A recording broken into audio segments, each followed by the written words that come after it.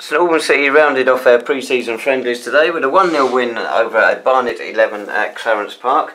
That's 7 pre-season games we've had. Ian, has it given you a pretty idea of what you've got squad-wise? Yeah, I think so, David. In terms of, obviously, the games, they come thick and fast in this period, as we've said it before, but we're going to go into a period now where I think we've got 10 games in the first sort of 6 weeks of the season, so we know what to expect. But again, squad-wise, you know, we've got a squad there. Need to keep the squad probably a little bit larger than normal because of the tough start we've got in terms of 10 games, I think, by the 7th of September. Yeah, we felt when we were running through the squad today during the game, thought it's a bit larger than what you're used to having, but have you weeded out, for want of a better word, the players that you don't think you're going to need anymore? Well, first game of the season, obviously Tom Bender, first and second game of the season, Tom Bender's suspended, so you know we need to make sure that the squad's big enough. And that Joe Howe, who's a school teacher, is away on a family holiday, which was told when we signed the boys, so you know no qualms there whatsoever. And we've got to be careful that Scotty Shorten's picked up an injury on Tuesday night, which is looking a bit sore for the lads. So already we're 3 players missing from the first game of the season. So you know we could you know the squad could be a lot smaller, but it would cause us problems in terms of not having enough bodies on the bench like we was towards the end of last season. So it's important for the first sort of 5 or 6 weeks of the season we keep the squad reasonably large, but then you know it's down to me to manage the players and talk to the players once we get into the first 2 or 3 weeks, because some players will be disappointed, and I totally understand it. If they're not playing football, they might want to try their luck elsewhere, but that's down to me to manage that, and we'll have that conversation when the time comes. You didn't change your side for well over an hour today. Does that give us a pointer for next Saturday? I think it gives us some sort of idea of what I'm looking at in terms of, we've got obviously David Noble who's coming back as well, so you know the minute I put David on in midfield today, I thought it sort of settled the whole side down. We've also got make a choice in terms of right backs and in terms of who we go with in the midfield area. If Scotty Shorten's fit for next Saturday, then that also gives me a different option in terms of which way we play up in midfield. So good, we've got good options. I mean, Michael Clark has played centre half on Tuesday Wednesday against Watford, and done a really good job. So again, we've got to look at, we probably need one more forward, and that's the area I've got to look at. I've got to speak to Advertiser today in terms. I like Albert, he's come in and does a nice little job up front for us. So we need to speak to him in terms of where we are and all of that stuff. So when you're talking about the squad and what have you, and maybe cutting at the end of August, are we thinking dual regs possibly, or would it be a total? I don't know. They're the conversations I'm going to have with players, because I've always said to you, it's no good me having an 18, 19 man squad in terms of once the games come down to a weekly situation, because it would leave 3 players sitting in the stands every week, and to be fair, if I was a player now, in terms of, I wouldn't want to be sitting in the stands every week, so I'd want to be playing or be involved now. If we have a 18, 19 man squad and 2 or 3 players are sitting in the squad, then that's going to be their decision if they want to, if they're happy doing that. But we're not in a period where we can pay lots of players sitting in the stands. We've got to be careful in terms of what money we spend, where we spend it, and how we spend it. And if it's being wasted on players sitting in the stands, then that's certainly not the correct way to do it. Yeah, I mean, one thing's been said as well about the style of play over the pre-season games has been that you look a little bit more of a footballing side.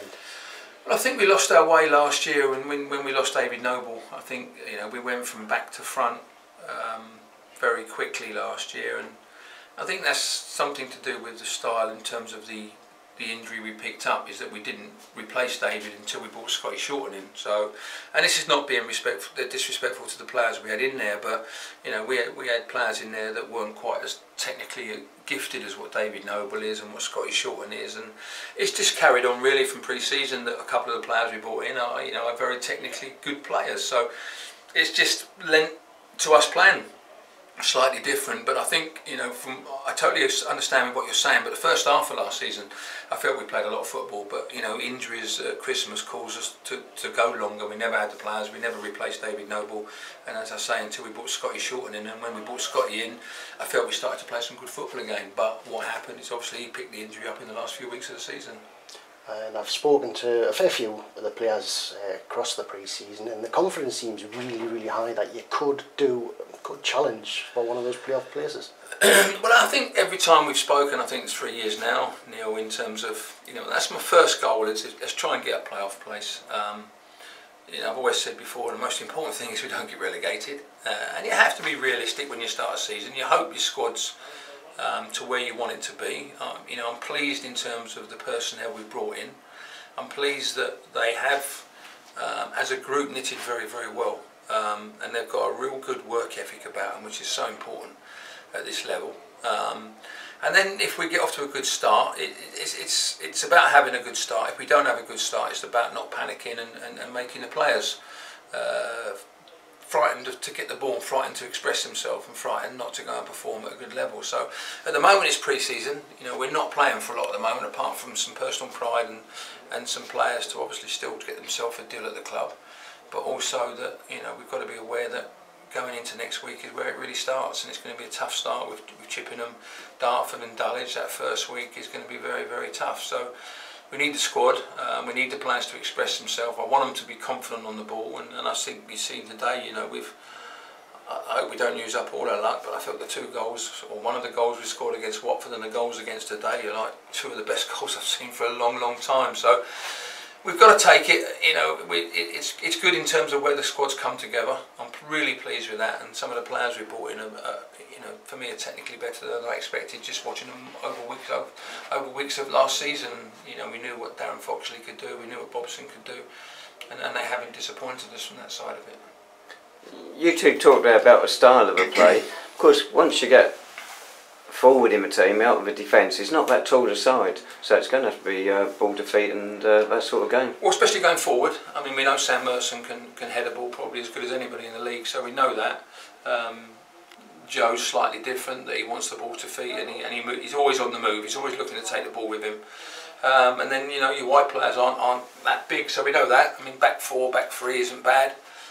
We've obviously got Solomon in midfield who's a decent header of the ball and can do that. So we've got 5 or 6 in there, but some games, if we try and compete against teams going forward, we're going to struggle. So, if we can get balls into areas, get balls into players' feet, then it's going to help us from that side of it. You talked about Tom Benson's obviously out for the first 2 games. Did you say Joe's out the first 2 or just one? Just the first game. He's back on. He's back Saturday tea time, but he's not in time obviously for Saturday's game. So, but he's been a school teacher. He keeps himself really fit. He's a PE teacher, so fitness-wise isn't going to be a problem.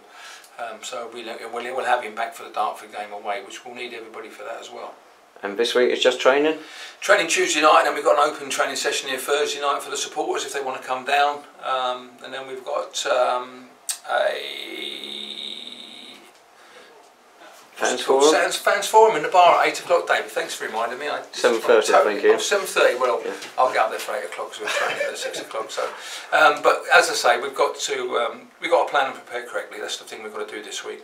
The last 3 or 4 weeks we've had games planning midweek, so it's important now we get 2 good sessions in this week, and then hopefully we'll be right to go and start our season on Saturday against Chippenham.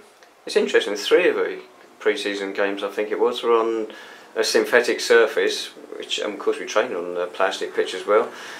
It's useful, but you could do a bit of grass at times. I think you're dead right, and as I said, I'm not being disrespectful. I felt Hendon's pitch last week was not what we required. I felt Ware and Haringey was good, but I felt Hendon's had a lot of rubber on it, and it was a really hot day, and I just think it helped us in terms of what we was doing on the day. So, but again, sometimes you need them pitches, as you say. We train on it. It's nice to get on some grass and pass the ball. The last 2 games for me have been really positive in terms of how we've played, how we've gone about our business, and obviously it's a great preparation for us to go into next week now. So we lost 1 game in the pre-season, which disappointed me the last half hour at Biggleswade, but we tried different things, we tried different shapes, we tried different personnel in different areas, and they're all the things we have to be aware of going into next week's game. We'll have a proper chat sometime about your new role at the club, commercial side of it, but those plastic pitches, because they bring in a lot of money. We're having to pay to go and train on one. Wouldn't it be great if we had one ourselves, and when we could make money ourselves putting it out to other clubs? Yeah, I mean, as I say, I've not really looked into all of that side of it. I know maybe the club in the past have looked at it, but also we have to take into consideration the parking facilities around here. We have to take into consideration the houses that are around here, and what it would be like if we got the lights on from in the winter from sort of 4 o'clock in the afternoon till 10, 11 o'clock at night. I don't know. The residents might kick up a bit of a stink over that, but they're all the things that I think we're looking at all of that stuff going forward. But at the moment, we're quite happy with the park here. We've got Watford playing here, as I say, which is important, and obviously they need a grass pitch to play on from that side of it. Right, looking forward to the week coming up. Chippenham, do you know much about what they've been up to this summer? No, I know they've obviously signed David Pratt from Wildstone, so he's a great player at this level. He's done really well for himself over the years. So I think they're very much a bit like last season, but we'll do some homework this week and see what players they've got, the style of play they've been playing, and obviously work on that on Thursday evening going to Saturday's game. And Dartford next Tuesday. They tailed off surprisingly towards the end of last season. You wouldn't expect that again. Yeah, but they've made some good signings as well. So they're going to be tough. They're going to be strong. They get good following there, so that's going to be a tough. And the same with Dulwich. You've seen that they've made some good signings again.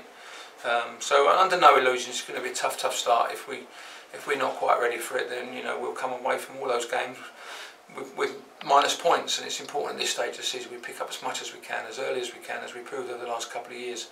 You don't want to get dragged into the bottom 4 or 5 early on, because it's very tough to get out of there once the season starts.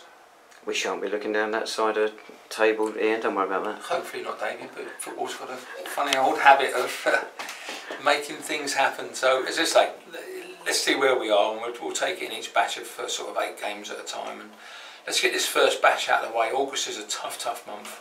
Once we've got out of the way, we can have a look at it going into the September. Then we're going to the FA Cup, which changed things again from that side of it. So we'll see where we are. I'm happy with the squad. We've got a really good balance to the squad. We've got players that can play in 4 or 5 different positions, and the last couple of weeks, or should I say the last 7 or 8 days, has taught me 2 or 3 things about some players that we were probably playing them in the wrong areas in the first couple of games.